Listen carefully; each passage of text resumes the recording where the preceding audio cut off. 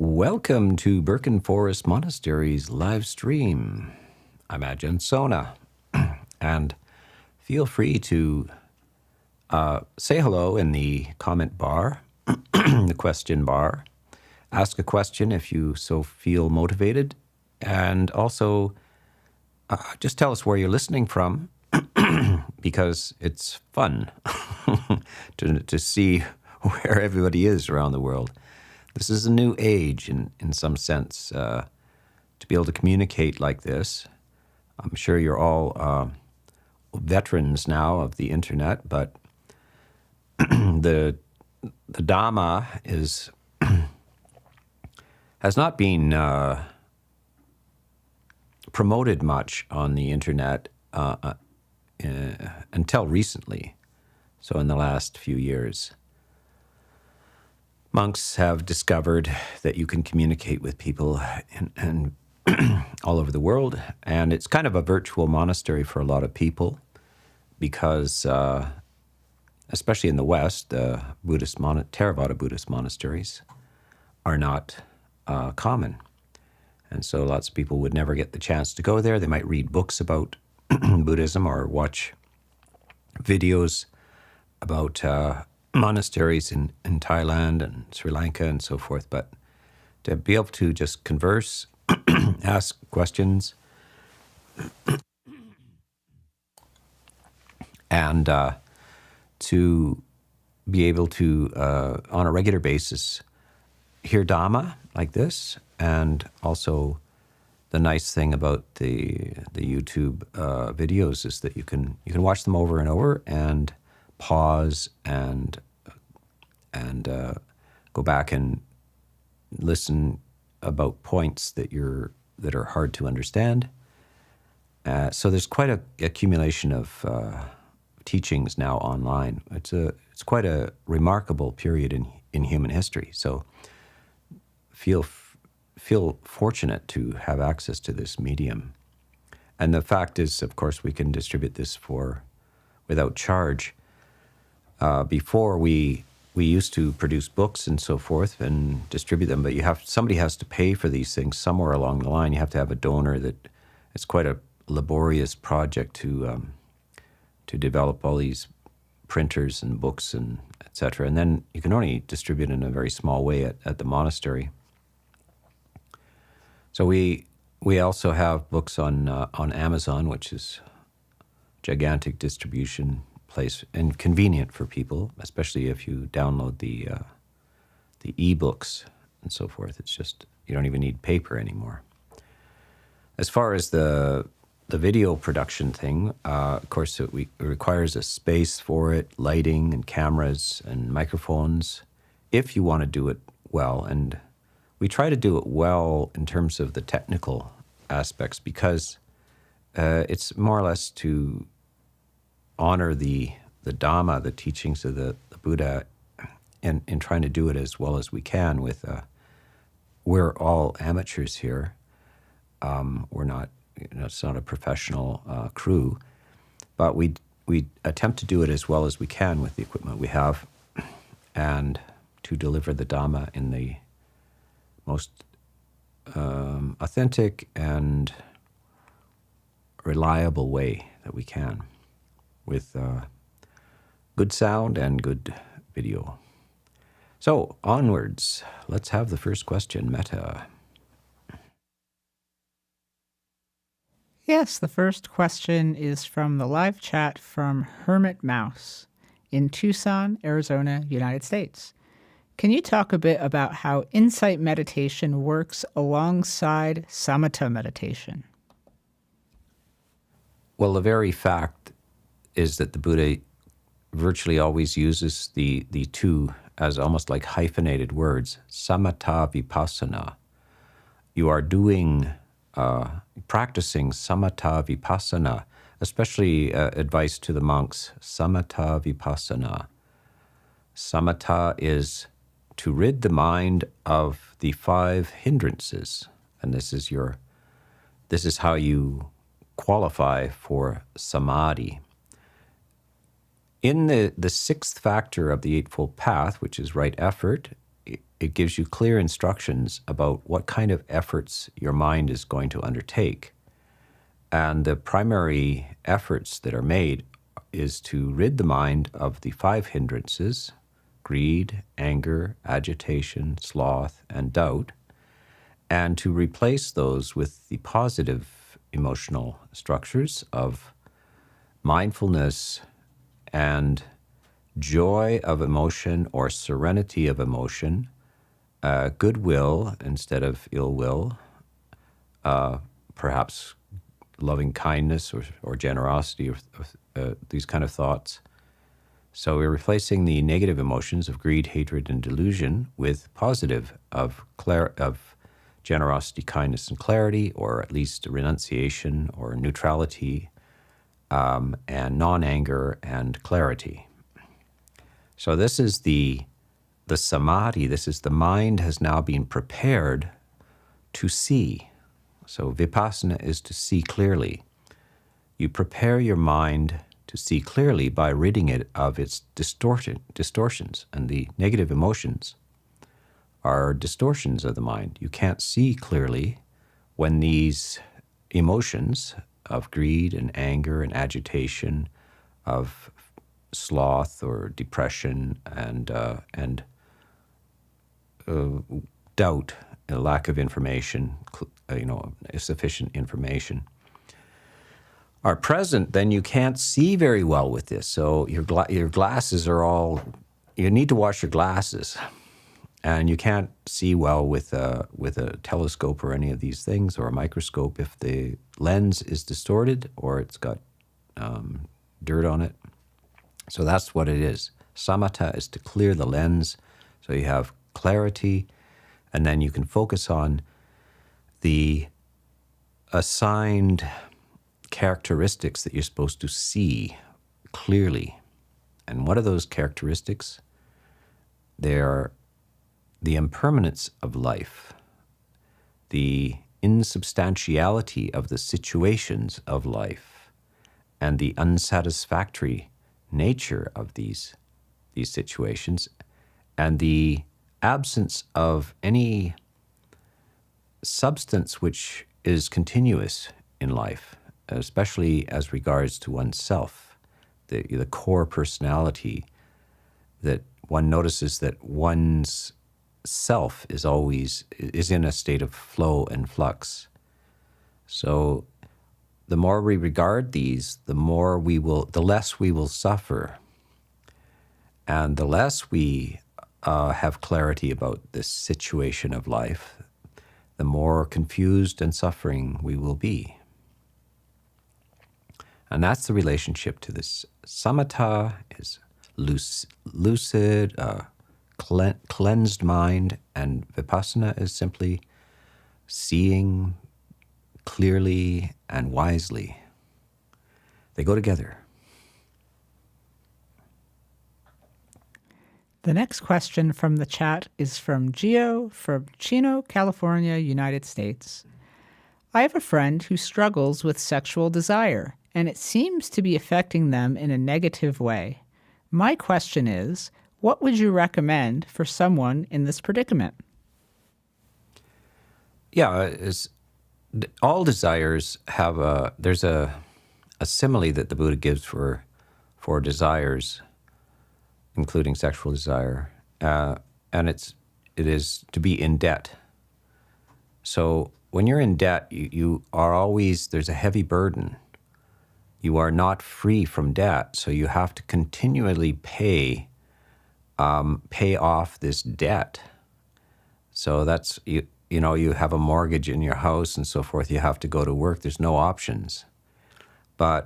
Or if you open a business, you borrow money and you have to, if you don't pay it back, you go bankrupt.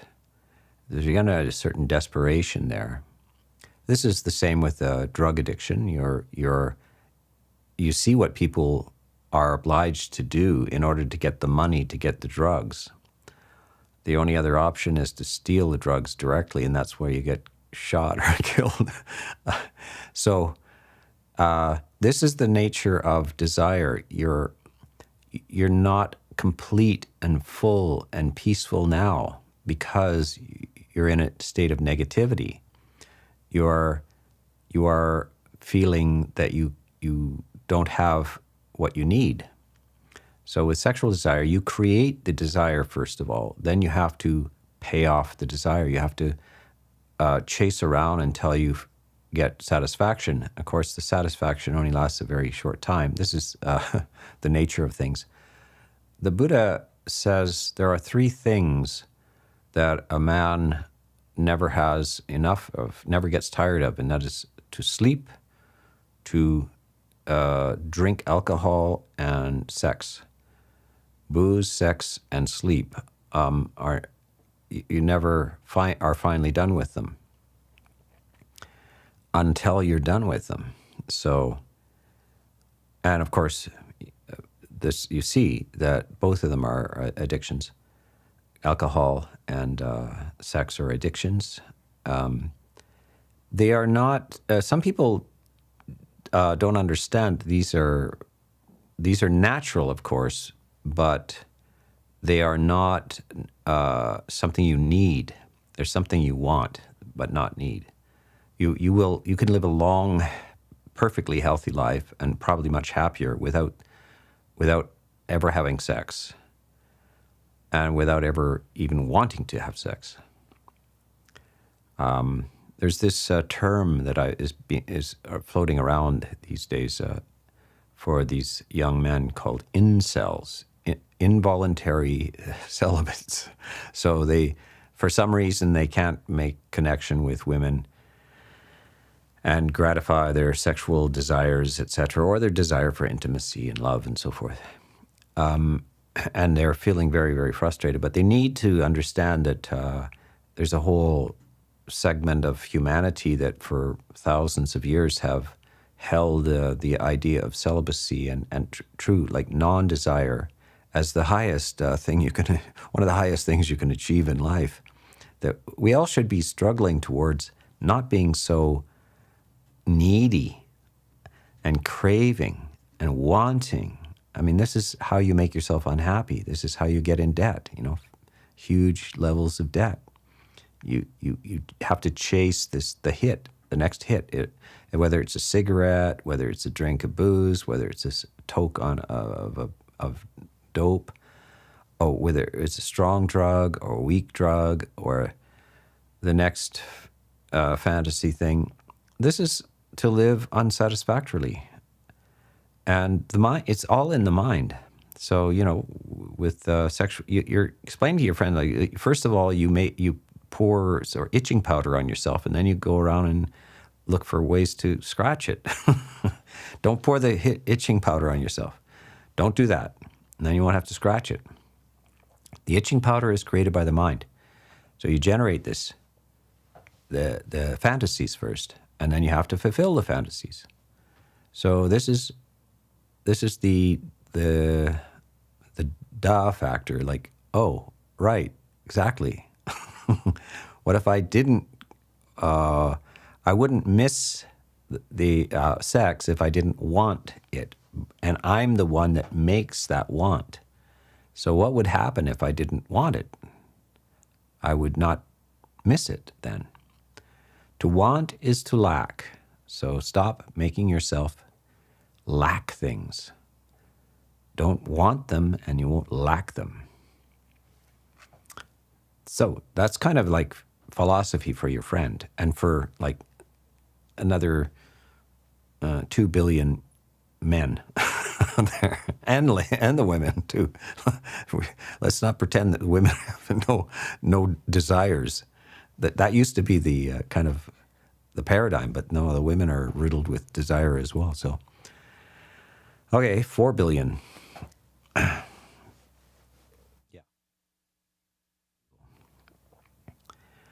Let's go to the next question, Meta. The next question from the live chat is from Mr. H. from Bristol, United Kingdom. In the Satipatthana Sutta, the phrase contracted mind is used, as is unworldly feeling. What does contracted mind and unworldly feeling mean, please? Yeah, they're very brief, is contracted or expansive mind. That's the translation in a way.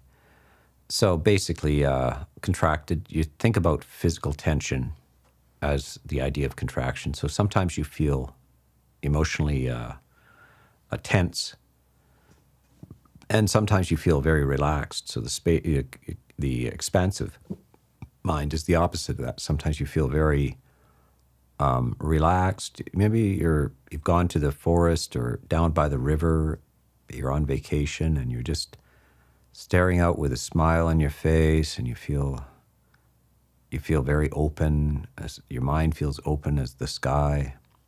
Whereas contracted is you've got a bit of a frown on your forehead, between your eyes, and you have very limited vision. You feel a very narrow focus, and there's tension with it. So this is something that we can check ourselves for. This is, by the way, this category is called mindfulness of the mind. And in order to know what the mind is doing, you have to be aware of what your emotion is. By the way, it doesn't stop there. And there's some whole meditation schools where they seem to be practicing just this. It's called chitta-nupassana, or mindfulness of the mind, without referring to previous instructions given by the Buddha about what to do with these mind states. So if you have a contracted mind, it's not good. You need to undo the contracted mind. If the expansive mind is positive, you need to maintain the expansive mind. The worldly mind, what was it, unworldly mind or worldly mind? Unworldly mind means the spiritual, the non-preoccupation with sights and sounds, smells, tastes, touches, and even ideas.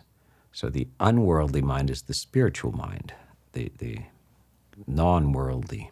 And in the question specifically, it was unworldly feeling.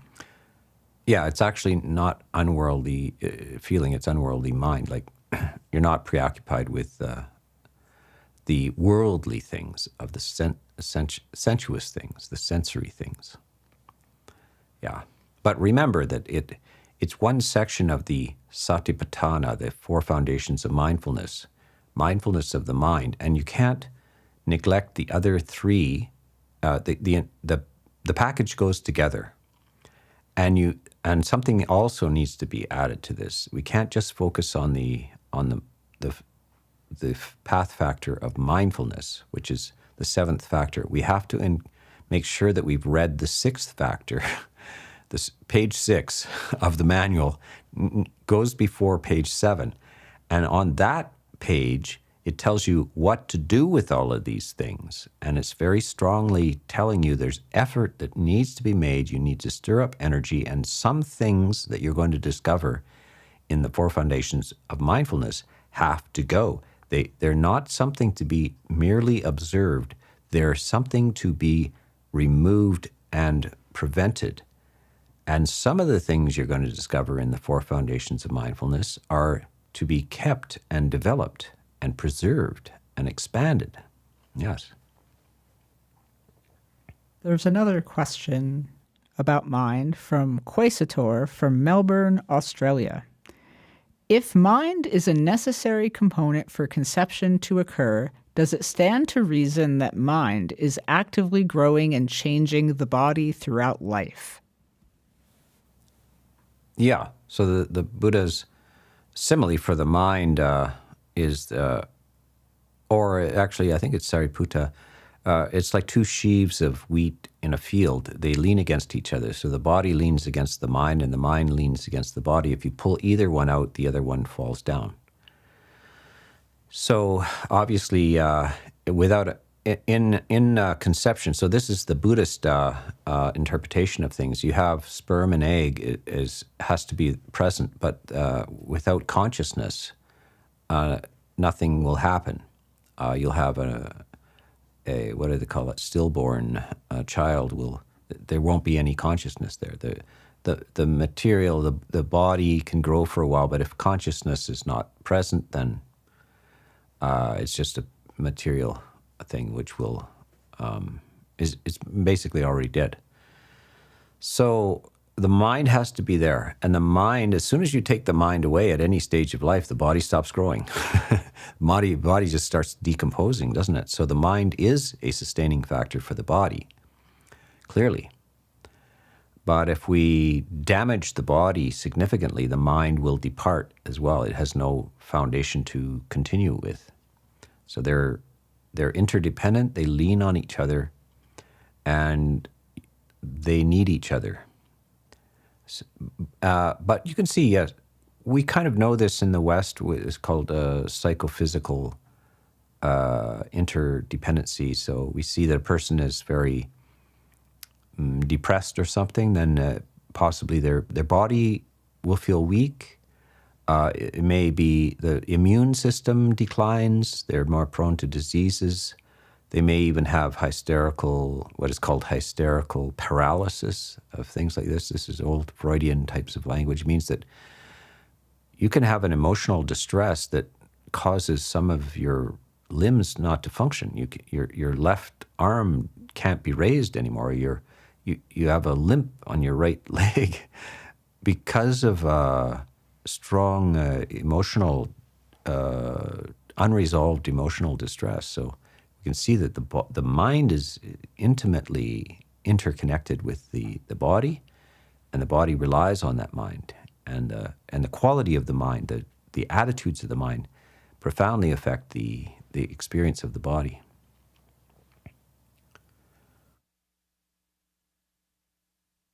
There's a question in the chat from Diane from New Zealand, and she was asking regarding mind about the surpassable and the unsurpassable.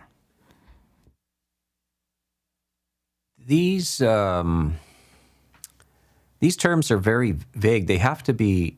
It's the kind of question that we ask, and it's the commentary that responds to that. So you need the commentary to the satipatthana, the four foundations of mindfulness. And if you have the copy in the wisdom publications by Bhikkhu Bodhi, there will be notes to it and talk about surpassable and unsurpassable. And the commentary in itself, the commentary is nothing but monks, in the 3rd century AD, or maybe second century BC or something. Or they've heard the Buddha say this as well, and they're saying exactly what does that mean. So they attempt to define these things, and when they say unsurpassable, do they mean you're an arahant, or is it mean something less than that? And then they inquire. They say, well, the situation is that the person hasn't reached the end of the path. That's why they're doing the 7th factor of the path, and they're showing that they are in the process of developing their mindfulness. So they must not, it's not advice to an arahant. So the arahant is not, it's unsurpassable doesn't mean that you're fully enlightened. Certainly, if you were fully enlightened, you would have a mind that is unsurpassable. But it means that you have reached a point where you can't go any further with your present conditioning. And this happens with, let's say, learning a musical instrument. You come to a point where you can't play the piece any better. And because you have limited technical facility, maybe your fingers don't move any faster than that, you can't play the passage any faster than that without making mistakes and so forth. So you've reached your limits, and or you are doing something like a sport, and some days you're performing not at your best. So you're just not, you're playing basketball and you're missing the hoop and so forth, and you think, I wasn't playing as well as I could. Not as well as possible, but as well as I could. I know that I could surpass this capacity. I could play better. And some days, though, you will be playing right at the limits of your capacity. You think, I couldn't play better than that. Lots of people report that in various things in life. That's about as good as I can do. I can't imagine doing better than that. So that's surpassable and unsurpassable. And the point of the of it is to recognize, I could be paying better attention. My mindfulness could be improved. I could be restraining my irritability, my anger, and so forth. I can do better than that. I really had, I don't know, I didn't prepare properly when I stepped out the door this morning, so I was a little bit snappish with people, or I was a little bit, when I passed the bakery window, I was a little bit greedy there. And it's because I didn't remind myself of the nature of peace and well-being this morning. So on the other hand, one day you step out and you have no problems out there. Somebody says the wrong thing to you and you just smile benevolently back at them, and you pass the bakery without having any yearnings and so forth. So that's, you're operating at your best capacity there. Yeah.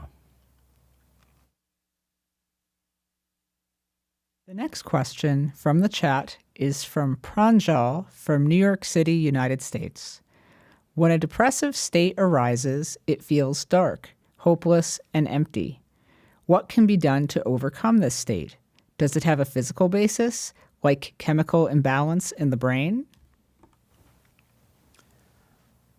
The brain does have, corresponding chemical changes, and they can see this. But it is so in Buddhism, we don't regard the brain and the mind as identical. And some scientific types are very certain that the brain and the mind are identical, but they're still having a huge problem of reconciling these two things.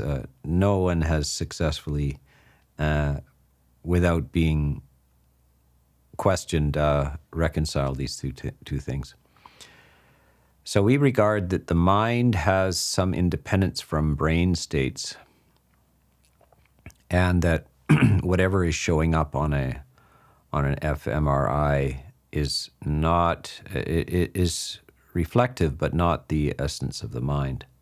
It's a kind of parallelism. We would call parallel. The mind and the brain have some parallel attributes, but are not identical.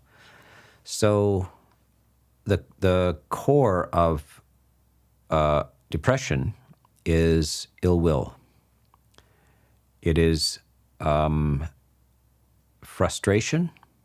So it could start with type of greed. So you want something, and you can't get what you want, and therefore to not to get what you want is to suffer.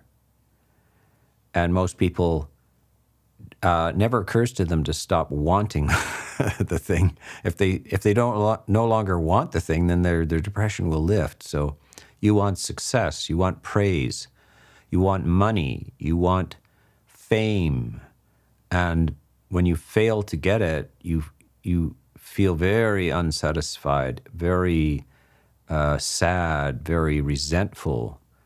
But if you didn't want money, you didn't want fame, you didn't want praise, then how would you feel? You wouldn't feel depressed at all, would you? So at the root of this is this unexamined desire and want for these things, which are out of your control. I mean, the world will offer you fame sometimes, but it'll offer you obscurity, and it's not up to you. You can't command the world around you or the universe around you. So you have to be wise about this. Say, look, the world sometimes gives and sometimes takes. It's not up. I'd be a fool to be arguing with the universe. I'd be a fool to be telling the universe to give me this and give me that, and when it doesn't, I'm going to pout. I'm going to be awfully mad at that universe because I want it to listen to me. This is, when you look at it like this, you think, that's absolutely silly. I'm going to stop doing that. The universe runs without any consideration of my desires.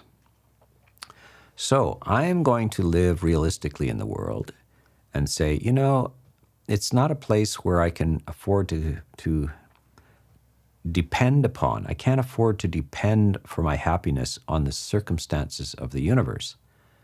I wonder if there's an alternative. So this is what the Buddha is offering. He's saying, there is an alternative. That's a very nice thing to hear. There is a way, but you can't rely for your well-being and happiness for circumstances around you. Now stop even thinking that. Most people, it never occurs to them to stop doing that. That seems like they don't know how you would live that way. But what happens is the mind brightens right up. It no longer is in a state of endless series of successes and failures, praise and blame, good fortune, bad fortune. Yeah, so this is the teeter-totter of the world. You're always sitting on one end or the other of the teeter-totter. Sometimes you're up, sometimes you're down. But what if you went to the center and made a nice comfy chair right at the center of the teeter-totter? You wouldn't go up or down. You would have peace 24 hours a day. And peace is a good thing. It's the best thing, 24 hours a day. And then the next day when somebody says, I don't like you, you're stupid, and you're very comfortable, you're okay, and the next day somebody says, you're brilliant, I love you, it's fine, thank you, but I feel great anyway. You're not concerned anymore with this. So this is the mind is being released, and by the way, so its original nature, the Buddha says, when the mind is not being harassed, it returns to its original nature, just like water. When water isn't when the mud is not stirred up in water, it settles, and water returns to its natural state, which is very clear and pure. It's just H2O. But if you boil it, it bubbles. If you put wind across the top of it, it ripples. If you coat it with gasoline, it rainbows across there. It's very pretty, but very distorted. Without these things, the mind, as water does, is pure. It's H2O. It's clear, lucid, pure. So the mind, when it's not being harassed by greed and anger and agitation and sloth and doubt, returns to its basic nature, which is luminous, beautiful, clear, luminous, radiant. And you don't have to try to make it that way. You just have to stop harassing oneself. This is very hard for people to do. They harass themselves all day long. One way or the other, they harass themselves. So you got to stop doing that. The next question from the chat is from Healing Together. Dear Bhante, what do you think about the moment-by-moment interpretation of paticcasamuppada from Bhikkhu Buddhadasa? Does it mean that each moment we have the choice between dukkha and happiness? Yeah, so I want to explain that for the larger audience. When you're familiar with Buddhism and you know the various teachers, and it's like knowing a baseball team or collecting baseball cards and stuff, Or philosophers, you say, well, Kant said this, now what about that, but Hume, he said that. So in a way, in the Buddhist world, Ajahn Buddhadasa was a Thai forest monk, lived at a place called Soan Mok, the Garden of Liberation down in southern Thailand. And it was a very interesting character. He's passed away now. He lived till 84, I think it was. And he was quite original in his investigations of Dhamma. He was held in high esteem. But I would say that his insistence on moment to moment, okay, so you used the word paticcasamuppada, which is generally translated as dependent origination. This is a fascinating causal explanation of the nature of a being in samsara. How do we tick? You know, what's the causal structure behind how we feel and how everything around us works, including our body?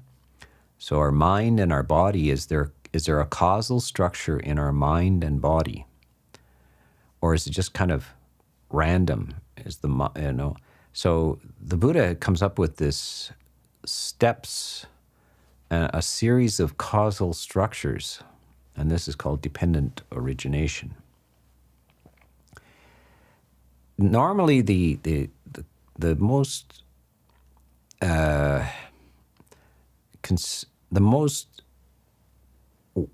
common way to see it is as a series of steps over three lives, as a kind of a model of 3 lifetimes. It's kind of like how in modern times, who are we? What makes us tick? And we say, well, there's genetics. So genetics don't start in this life. They could operate moment to moment. Your genetic structure can operate moment to moment, your DNA structures and so forth. But they don't start with this life. It's brought into this life by a vast period of the past of evolutionary processes. So your genetic structures have a fantastic level of depths of generations and generations of cause and effect. And then they come into this life, and that can explain. So, well, why does a person have one eye that's blue and the other one that's brown? Like, what's that about? Is it this life that it happens? No, it goes way back into various genetic explanations. And so, and then there's the effects of the environment in this life. So there are cause and effects of what you encounter in this life, the environment around you, the food you eat, the air you breathe, the ideas that you are given because of your culture, etc.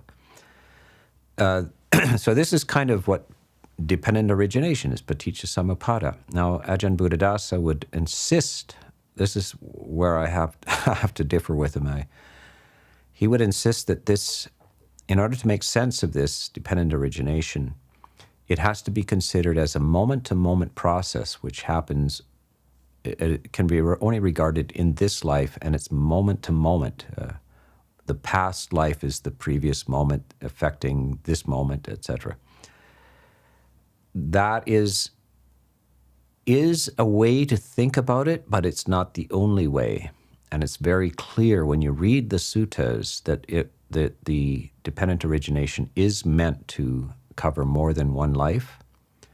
And when they speak in dependent origination of aging, etc., they clearly describe what aging is. You know, the cracking and yellowing of teeth and the aging of skin and so forth. That's old age, and it's not moment to moment. It's not a momentary thing. It's what we call old age. And death is what we call death. It's when the body collapses to the ground, the mind consciousness departs, etc. So these are meant literally as the 3-life series of dependent origination, which is very clearly explained both in the suttas and in the commentaries. And then there is an abhidhamma, or another way to look at it as a kind of moment-to-moment phenomena. But to insist that it's merely that and only that is going too far. And that's where Ajahn Buddhadasa is sometimes critiqued, as I was saying, more or less denying the essential teaching of the Buddha of renewed becoming, punabhava, like rebirth.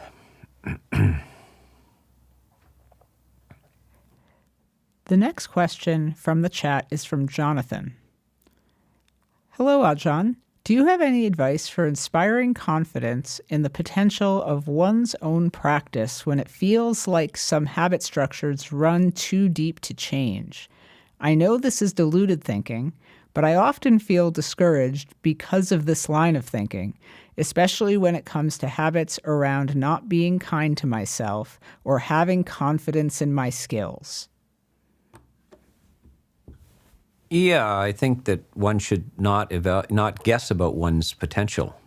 This is, if you look at the Enlightenment reports of the early monastics at the time of the Buddha, they often report that they made no progress for years and had very little belief in themselves. And then one day it popped. They got it. They became enlightened.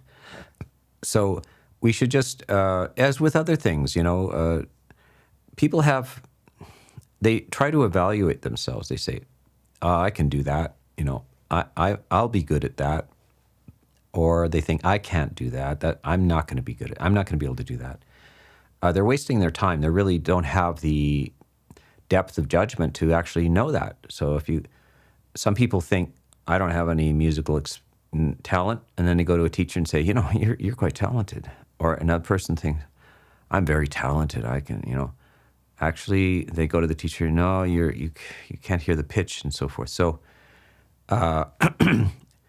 if people go and write an IQ test, and then turns out they're just 100 on the IQ test, which is ordinary, and they think they thought they were smart.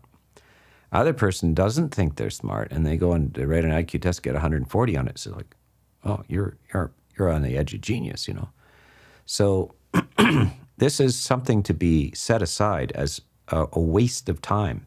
Your idea that you can't undo these deep things and is a waste of your time. What possible use is that self-evaluation? What you want to do is just do the work day after day, do the exercise, because there isn't much alternative. The only other alternative is to not do the work, and you will be guaranteed to be unhappy. So you only have one option. That is, you must continue the work without self-evaluation, without saying, I'm sure in a year I'll be better, or I'm sure I won't be better. You just set aside that. It's a waste of time. So you just, day after day, you just do the work.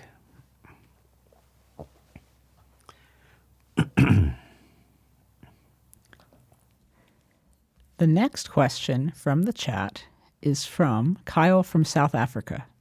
How does Buddhism view faith in something uncertain, not because it's proven, but because it brings peace or direction in life?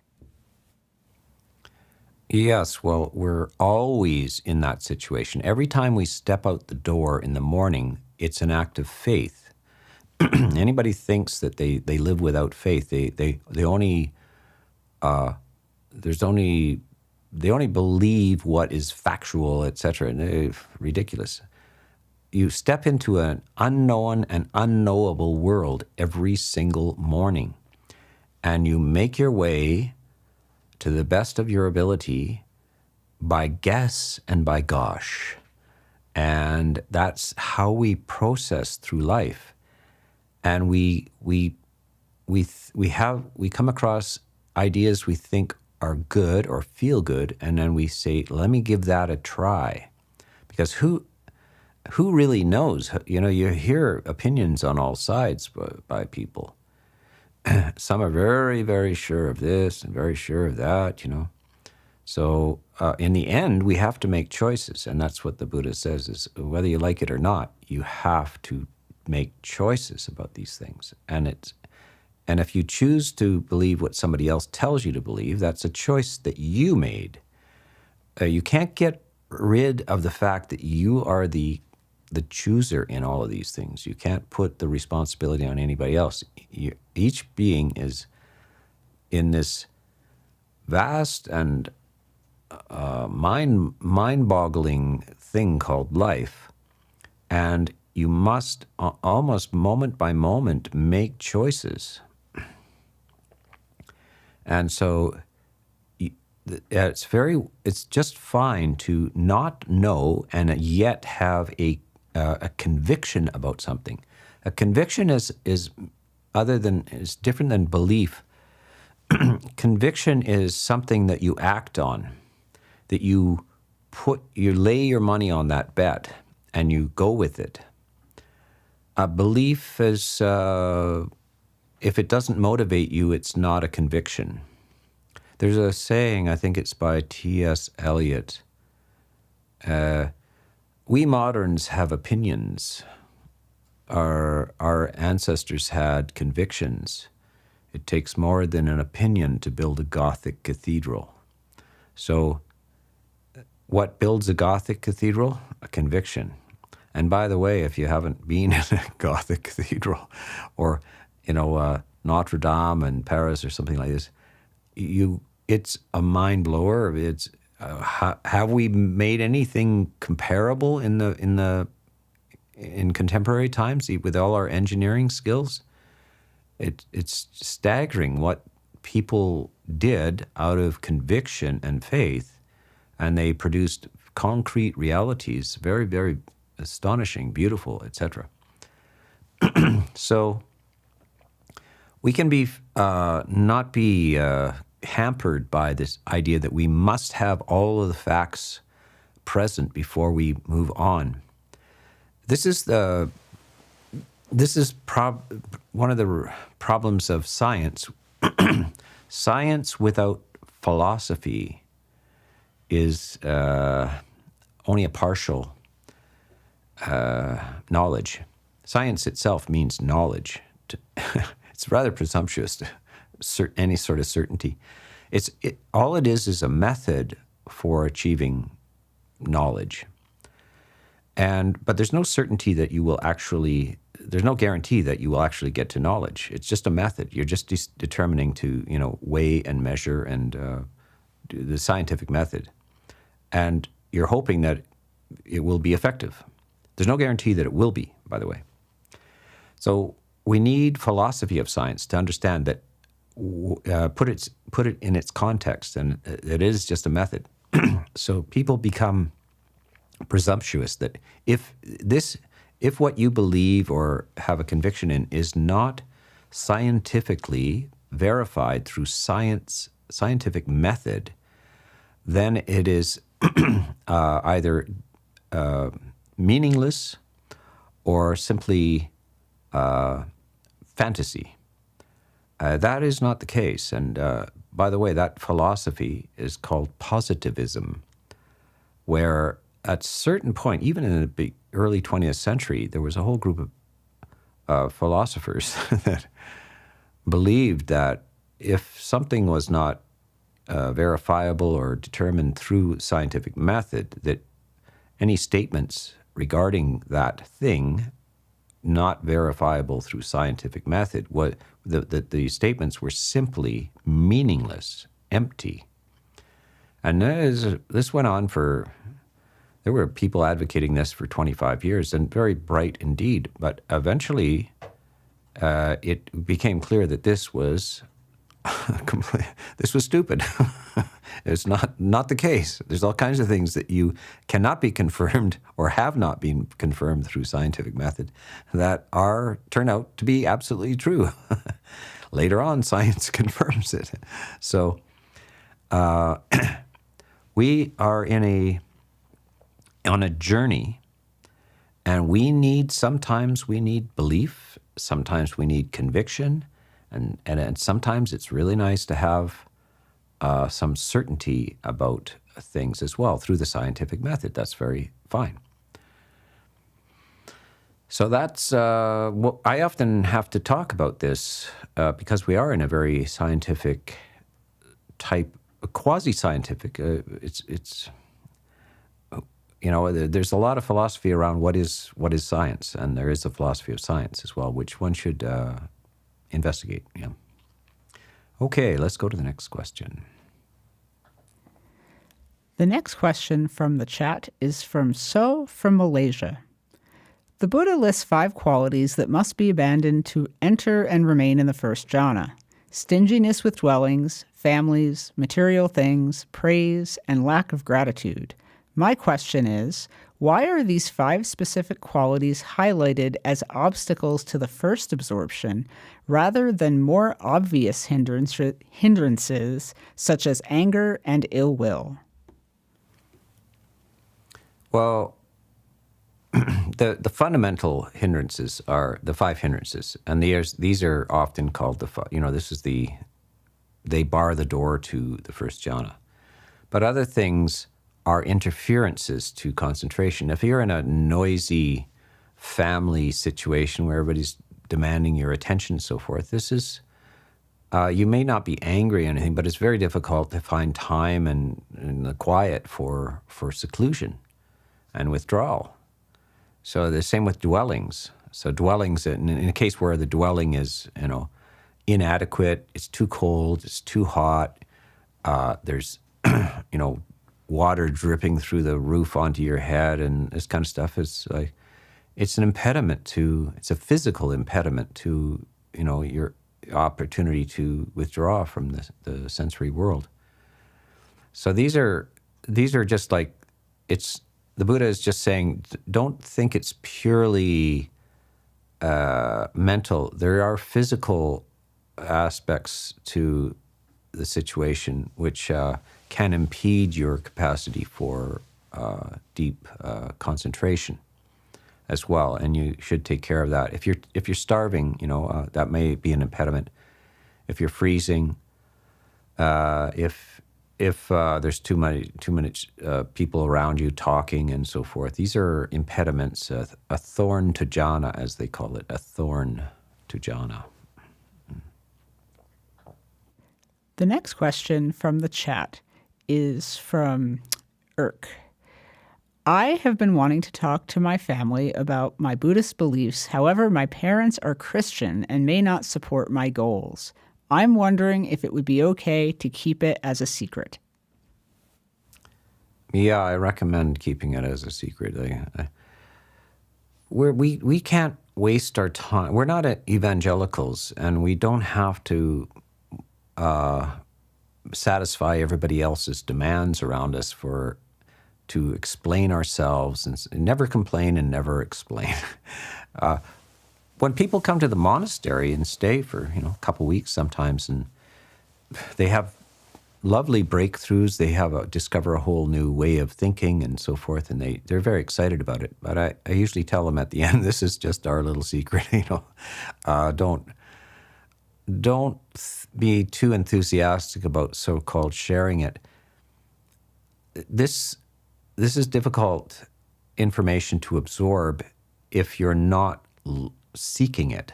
So if your parents aren't seeking to understand the teaching of the Buddha, you're probably wasting your time trying to explain it to them. Just like, it's like talking high philosophy to people. There was a composer, modern classical composer, and I don't know whether you've listened to some modern classical music. Now, some of you will understand this and appreciate modern classical music, but